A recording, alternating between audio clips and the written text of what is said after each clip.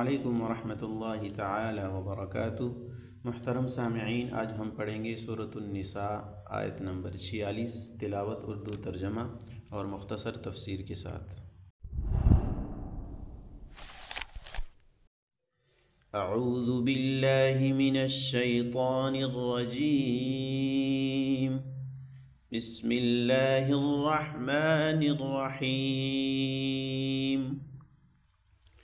من الذين هادوا يحرفون الكلم عن مواضعه ويقولون سمعنا وعصينا واسمع غير مسمع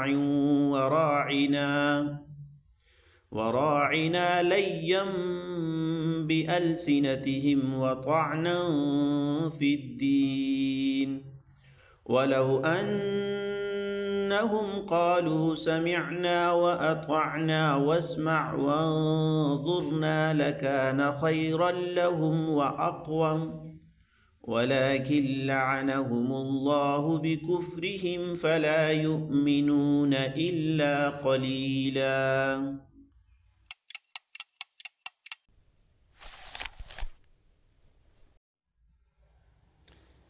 ابھی لفظی ترجمہ سماعت فرما لیں۔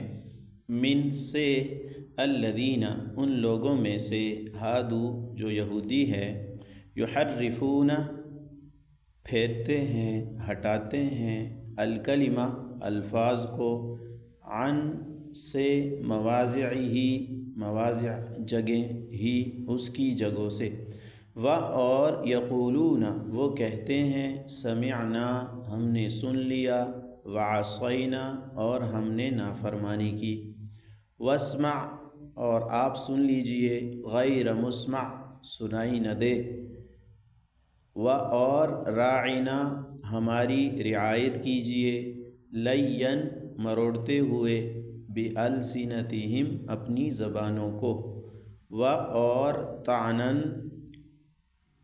طعنہ زنی کرتے ہوئے، فی الدین دین میں، و اور لو اگر ان بے شک ہم یہ لوگ، قالو کہتے، سمعنا ہم نے سن لیا، واطعنا اور ہم نے مان لیا، واسمع اور آپ سن لیجئے، وانظرنا آپ ہمیں دیکھیے، لہ تو کانا ہوتا، خیرن بہتر، لہم ان کے لیے، واقوم اور زیادہ قائم رکھنے والا، زیادہ درست، ولیکن لیکن لعنت کی ہے، ہم ان کے اوپر، اللہ تعالیٰ نے، بکفرہم ان کے کفر کی وجہ سے، پس لا یؤمنون وہ ایمان نہیں لاتے، الا مگر قلیلا تھوڑے سے۔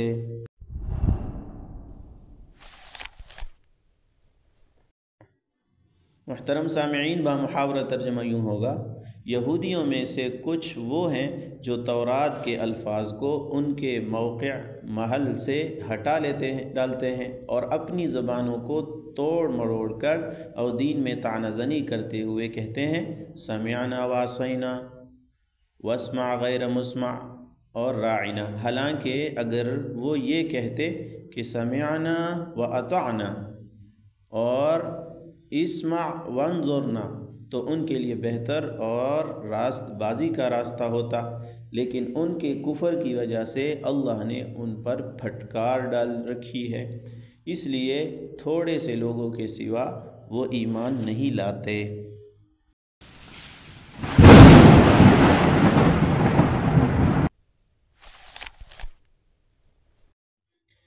گرامی قدر سامعین،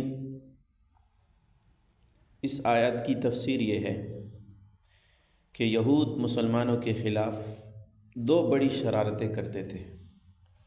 ایک تو یہ ہے کہ تورات کے الفاظ اور معنی کو توڑ مروڑ کر بے محل بیان کرتے تھے اور ان کی غلط تشریح کرتے تھے۔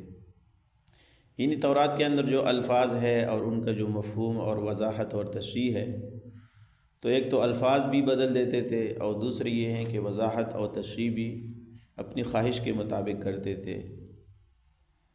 ایک تو یہ شرارت تھی۔ دوسری شرارت یہ تھی کہ نبی کریم صلی اللہ علیہ وسلم کی مجلس میں یہ یہود ایسے مبہم اور دو معنی والے الفاظ استعمال کرتے تھے کہ ایک معنی تو ظاہر کے اعتبار سے اچھا ہوتا تھا، لیکن اسی لفظ کا دوسرا معنی وہ برا ہوتا تھا۔ تو یہ لوگ ایسا لفظ استعمال کرتے تھے جس کے دونوں معنی ہوں، تو وہ اپنے ذہن کے اندر وہ برا معنی مراد لیتے تھے، اور مسلمان جب وہ الفاظ سنتے تھے تو ان سے وہ اچھا والا معنی وہ مراد لیتے تھے۔ تو یہ دو سازشیں تھیں مسلمانوں کے خلاف یہود کی، تو اس پر یہ آیت نازل ہوئی۔ اور پچھلی آیت کے اندر اللہ تعالیٰ نے چونکہ اس بات کو ذکر کیا تھا کہ یہ یہود مسلمانوں کو بھی گمراہ کرنا چاہتے ہیں، تو اس آیت کے اندر ان کی گمراہی کی عملی صورت کا ذکر کیا ہے کہ گمراہی کی صورت ان کی کیا ہوتی ہے۔ چنانچہ اللہ جل شانہ ارشاد فرماتے ہیں من الذین ہادوا یحرفون الکلم عن مواضعہ، کہ یہود میں سے کچھ ایسے ہیں جو تورات کے الفاظ کو اپنی جگہ سے پھیر دیتے ہیں، یعنی الفاظ کی جو تفسیر ہوتی ہے، جو وضاحت ہوتی ہے، وہ اس کے مطابق نہیں کرتے بلکہ اپنی خواہش کے مطابق کرتے ہیں۔ مثلا تورات کے اندر اللہ تعالیٰ نے نبی علیہ السلام کے اوصاف ذکر کیے، نبی علیہ السلام پر ایمان لانے کا ذکر کیا، تو جب نبی علیہ السلام کا تذکرہ آتا تو وہ اوصاف کو بدل دیتے تھے، اور جو نبی علیہ السلام کے اوپر ایمان لانے کا ذکر تھا اس کے اندر بھی وہ تحریف کر دیتے، کبھی الفاظ بھی چھپا دیتے تھے اور کبھی اس کی غلط وضاحت کرتے تھے، تاکہ لوگوں تک صحیح بات نہ پہنچ سکے اور لوگ یہودیت کو چھوڑ نہ دیں۔ تو پہلی سازش ان کی یہ تھی۔ دوسری سازش کے متعلق اللہ تعالیٰ فرماتے ہیں وَيَقُولُونَ سَمِعْنَا وَعَصَيْنَا وَاسْمَعْ غَيْرَ مُسْمَعٍ وَرَاعِنَا، کہ نبی کریم صلی اللہ علیہ وسلم کی مجلس میں یہ تین طرح کے الفاظ استعمال کرتے تھے۔ سمعنا وعصینا، ہم نے سن لیا اور نافرمانی کی۔ دوسرا لفظ تھا واسمع غیر مسمع، آپ سن لیجئے سنائی نہ دے۔ اور تیسرا لفظ تھا راعنا۔ تو پہلا جو لفظ ہے سمعنا وعصینا، سمعنا ہم نے آپ کی بات سن لی، وعصینا اور ہم نے نافرمانی کی۔ اب اس کے دو مطلب، ایک مطلب یہ ہے کہ ہم نے نافرمانی کی آپ کی، سن تو لیا لیکن آپ کی نافرمانی کی، اور دوسرا مطلب اس کا یہ ہے کہ ہم نے جو تمہارے مخالفین ہیں، تمہارے دشمن ہیں، ان کی نافرمانی کی۔ ہم نے آپ کی بات سن لی اور جو آپ کے مخالفین اور آپ کے دشمن ہیں ہم نے ان کی نافرمانی کی۔ تو یہ جو دوسرا معنی ہے یہ تو اچھا ہے، مسلمان یہی مراد لیتے تھے، اور جو پہلا والا معنی ہے وہ برا ہے، اور وہ یہود وہ یہ معنی مراد لیتے تھے۔ تو یہ دو معنی والے الفاظ وہ بولتے تھے۔ اور دوسرا لفظ کیا تھا واسمع غیر مسمع، آپ سن لیجئے غیر مسمع، آپ کو سنائی نہ دے۔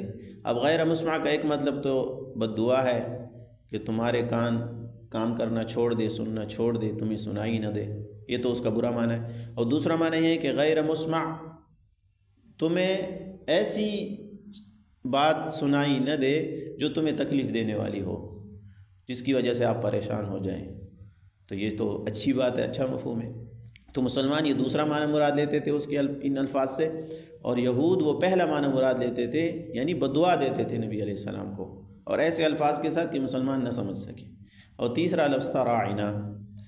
راعنا کا ایک معنی یہ ہے کہ یہ یہودی عبرانی زبان کے اندر بدعا کے لیے استعمال ہوتا ہے، اور عربی کے اعتبار سے اگر تو یہ برا معنی ہے، اور عربی کے اعتبار سے اگر دیکھیں تو راع یراعی مراعات سے ہیں کہ آپ ہماری رعایت کیجئے، آپ ہماری طرف التفات کیجئے، ہمارا بھی خیال رکھیے، تو یہ اچھا والا معنی ہے۔ تو مسلمان تو یہ والا معنی مراد لیتے تھے، لیکن جو یہودی ہے وہ پہلا معنی مراد لیتے تھے، یعنی نبی علیہ السلام کی شان میں وہ گستاخی کرتے تھے، الیاذ باللہ، ان کو برا بلا کہتے تھے، لیکن ایسے الفاظ استعمال کر کے کہ مسلمانوں کو پتہ بھی نہ چلے اور ہمارا مقصد بھی حاصل ہو جائے۔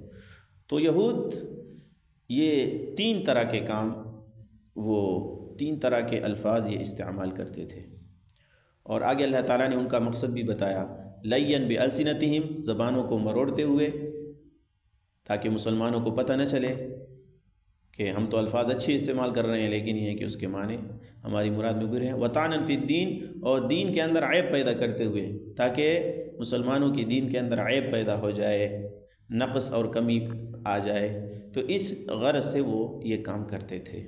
اللہ جل شانہ نے ارشاد فرمایا نبی علیہ السلام کو اس پر متنبہ کیا کہ ان کے مقصد وہ تو برے ہیں. تو اللہ تعالیٰ نے فرمایا وَلَوْ أَنَّهُمْ قَالُوا، اگر یہ یہود یوں کہتے کہ سمعنا وَأَطَعْنَا وَاسْمَعْ وَانظُرْنَا، یعنی صرف سمعنا کہتے، آگے وَعَصَيْنَا کا لفظ نہ پڑھاتے، ہم نے سن لیا، وَأَطَعْنَا اور ہم نے مان لیا، عصینا کی جگہ کیا کہتے، مان لیا، وَاسْمَعْ اور سن لیجئے، آگے غیر مسمعین کا لفظ نہ پڑھاتے، وَانظُرْنَا کہتے راعینا کی جگہ، راعینا کی جگہ وَانظُرْنَا کہتے. تو پھر اس کے اندر چونکہ وہ دوسرا معنی نہیں ہے غلط معنی، بلکہ سارے صحیح معنی مراد ہو سکتے ہیں، دوسرے احتمال بھی نہیں ہے، لَكَانَ خَيْرٌ لَهُمْ، تو یہ ان کے لیے اچھا ہوتا. وَأَقْوَمْ اور زیادہ قائم رکھنے والا، یعنی درست راستے پر قائم رکھنے والا ہوتا. وَلَكِنْ لَعَنَهُمُ اللَّهُ بِكُفْرِهِمْ، لیکن اللہ تعالیٰ نے ان کی کفر کی وجہ سے ان کے اوپر لعنت کی. کیا مطلب؟ یعنی نبی علیہ السلام رسالت کا پیغام ان کے پاس لے کر آئے، اور تورات کے اندر موجود بھی ہے کہ نبی علیہ السلام کے اوپر ایمان لے کر آنا ہے، لیکن انہوں نے تورات کا بھی انکار کر دیا اور نبی علیہ السلام پر ایمان نہیں لائے. تو اس انکار کی وجہ سے اللہ تعالیٰ نے ان کے اوپر لعنت کی. فَلَا يُؤْمِنُونَ إِلَّا قَلِيلًا، پس وہ ایمان نہیں لاتے مگر تھوڑے سے.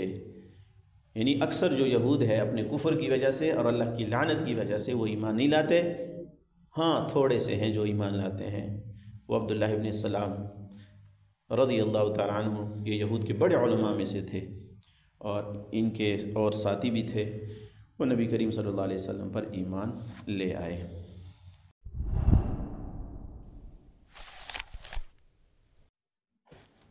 خلاصہ یہ ہے کہ ہر زمانے میں مسلمان کے سب سے بڑے دشمن وہ یہود رہے ہیں. اور دوسری بات یہ ہے کہ یہود نبی کریم صلی اللہ علیہ وسلم کے سامنے دوغلے کلمات، دو معنی والے کلمات کے ذریعے سے نبی کریم صلی اللہ علیہ وسلم کی شان میں گستاخی بھی کیا کرتے تھے. اور تیسری بات یہ کہ یہود کی سازشوں سے ہمیں مسلمانوں کو ہر وقت بچنا چاہیے اور چوکنا رہنا چاہیے. اور آخری بات یہ ہے کہ یہود پر ان کے اپنے کفر اور گستاخی کی وجہ سے اللہ تعالیٰ کی طرف سے لعنت کی گئی ہے. وآخر دعوانا ان الحمد للہ رب العالمین. السلام علیکم ورحمۃ اللہ وبرکاتہ. ماشاءاللہ ماشاءاللہ.